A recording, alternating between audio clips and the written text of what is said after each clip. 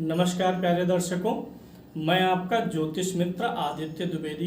अगर आप अपनी कुंडली का परामर्श चाहते हैं, अपने प्रश्नों के उत्तर चाहते हैं, समस्याओं का समाधान चाहते हैं, खराब ग्रह दशाओं के उपाय जानना चाहते हैं, कुंडली मिलान करवाना चाहते हैं या किसी शुभ मुहूर्त के बारे में जानकारी लेना चाहते हैं, तो आप हमारे नंबर पर हमें कॉल कर सकते हैं या व्हाट्सएप मैसेज कर सकते हैं। जन्म कुंडली से जुड़े हुए 10 सूत्रों को मैं आपको बताने चल रहा हूं। 10 सूत्रों में हमारा जो पहला सूत्र है, आप जानते हैं अगर कोई भी ग्रह राशि संधि में हो। राशि संधि किसको कहते हैं? जब कोई ग्रह राशि के शुरुआत में बैठा हो या राशि के अंत में बैठा हो। जैसे ग्रह 0 अंश का हो, 1 अंश का हो, ग्रह 29 अंश का हो, 30 अंश के करीब में, इसको राशि संधि बोलते हैं। जब भी कोई भी ग्रह राशि संधि में हो और वह कुंडली में बिगड़ा हुआ ग्रह हो, बुरे भाव का स्वामी हो, बुरी राशि में हो, बुरे भाव में हो, तो वह बहुत बुरा फल देने लगता है। यानी अगर कुंडली का खराब ग्रह है और वह राशि संधि में है तो उसका फल और भी खराब हो जाएगा। वहीं अगर अच्छा ग्रह है, कारक ग्रह है, अच्छी राशि में है, अच्छे भाव में है, लगन का मित्र है और वह राशि संधि में है, तो उसका शुभ प्रभाव कम हो जाएगा। जैसे मान लीजिए कर्क लगन की कुंडली है, तो कर्क लगन की कुंडली में मंगल जो होता है एक केंद्र और एक त्रिकोण का स्वामी होगा। मंगल 10वें भाव 5वें भाव का स्वामी होगा, लगन का मित्र भी होगा। लेकिन अगर वह मंगल राशि संधि में है, मान लीजिए यहीं पर मंगल है और वह मंगल 1 अंश का है, तो ऐसे में क्या होगा? मंगल अच्छा ग्रह है इस कुंडली के लिए, तो राशि संधि में होने के नाते मंगल का अच्छा प्रभाव बहुत कम हो जाएगा। वहीं कोई दूसरा लगन है जिसमें मंगल जो है अशुभ भाव का स्वामी है, तृतीय भाव, छठे भाव, 12वें भाव का स्वामी है, बुरे भाव में बैठा है और तब राशि संधि में है, तो उसका बुरा फल और अधिक बढ़ सकता है। यानी राशि संधि क्या करती है? ग्रह को पीड़ित कर देती है, ग्रह के अच्छे फलों को कम कर देती है। जैसे कोई ग्रह बुरा फल देने वाला ही है तो हर ग्रह में अच्छा भी फल होता है। बुरा फल वह ग्रह देने वाला है तो उसके जो थोड़े बहुत अच्छे फल थे, जब वो भी डाउन हो गए तो बुरा फल अपने आप बढ़ जाता है। तो राशि संधि में स्थित ग्रह अगर वर्गोत्तम होगा, वर्गोत्तम आप समझते होंगे, लग्न कुंडली और नवमांश कुंडली दोनों में एक ही राशि में हो, वर्गोत्तम हो, पुष्कर नवमांश में हो, तो ऐसे में क्या होता है? वह शुभ फल देने लगता है। अगर वर्गोत्तम होगा, पुष्कर नवमांश में होगा, उसके ऊपर शुभ ग्रहों की दृष्टि होगी, तो ऐसे में वह शुभ फल देगा, राशि संधि में कोई भी ग्रह हो।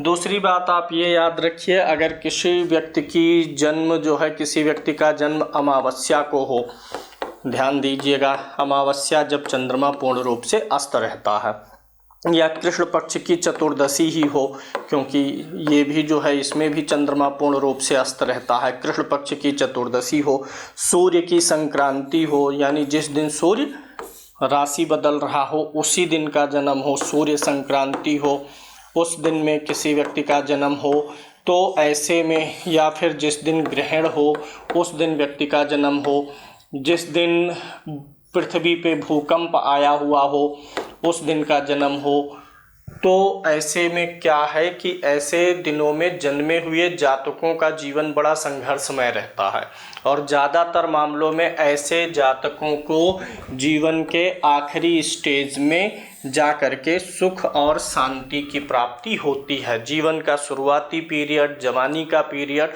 स्ट्रगल में निकलता है, लेकिन बाद में प्रौढ़ावस्था जब आती है, 60 के करीब में पहुंचते हैं, तब जा कर के धीरे धीरे उनके जीवन में स्थायित्व आने लगता है। अमावस्या का जन्म, कृष्ण पक्ष की चतुर्दशी, सूर्य संक्रांति, ग्रहण, जिस दिन कोई प्राकृतिक आपदा आई हो, चाहे वह भूकंप हो या कोई दूसरे प्रकार की आपदा हो, उस दिन में जन्मे हुए। अब ऐसा नहीं है कि भूकंप कहीं और आया हो तो कहीं और के लिए लीजिए, जहां भूकंप आया है या जहां पर सुनामी आई है, तूफान चक्रवात आया है, वह बात उसी क्षेत्र के लिए लागू होती है। अब एक बहुत अच्छी बात और जान लीजिए, अगर किसी भी व्यक्ति को 3 पुत्र लगातार हो रहे हैं, 3 पुत्र लगातार हुए, उसके बाद जो चौथी संतान हुई वह कन्या हुई, तो उसका जीवन दुखमय होता है।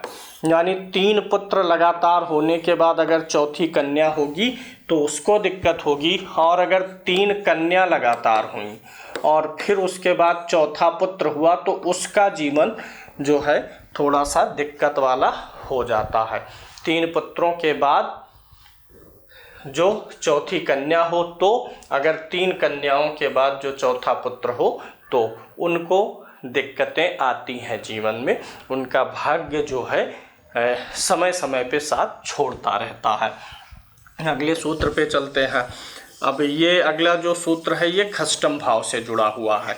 अगर आपका जो कुंडली का खष्टेश है ये लग्नेश से बली हो, ये होता है आपका लग्न, और इस भाव का स्वामी कौन होता है? लग्नेश, और ये होता है आपका खष्टम भाव, और इसका स्वामी खष्टेश होता है।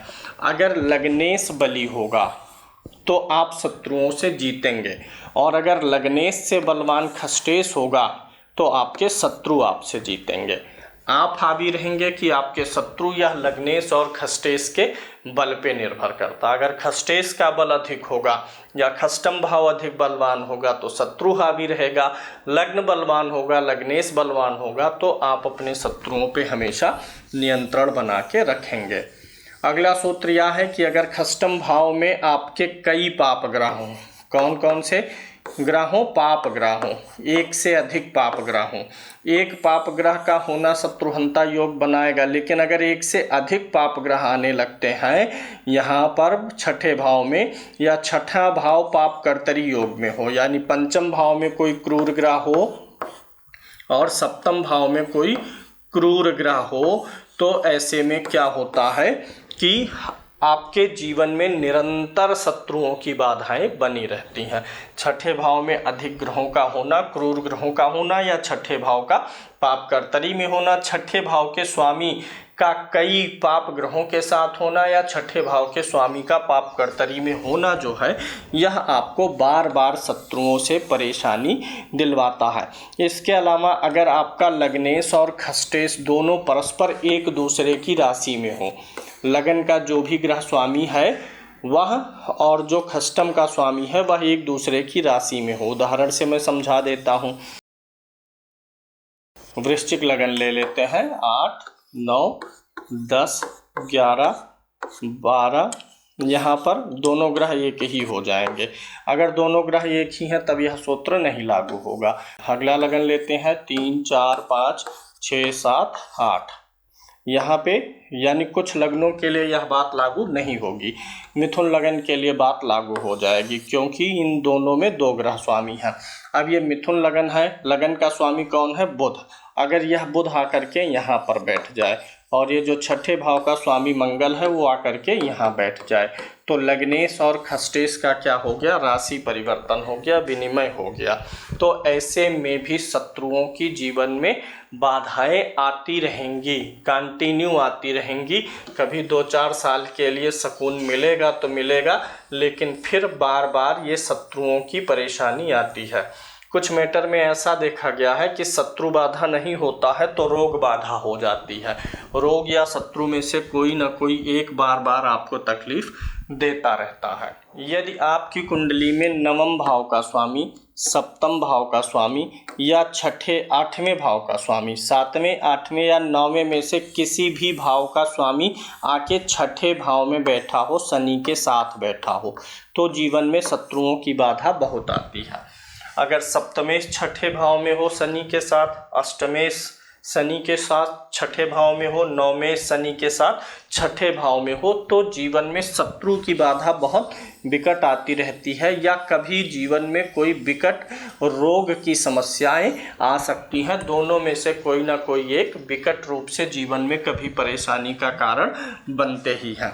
अगर आपका खष्टेश अष्टम भावगत हो, छठे भाव का स्वामी 8वें भाव में आया हो और इसके ऊपर क्रूर ग्रहों की दृष्टि हो, तो भी आप जो है बहुत ज़्यादा पीड़ित होते हैं शत्रुओं से।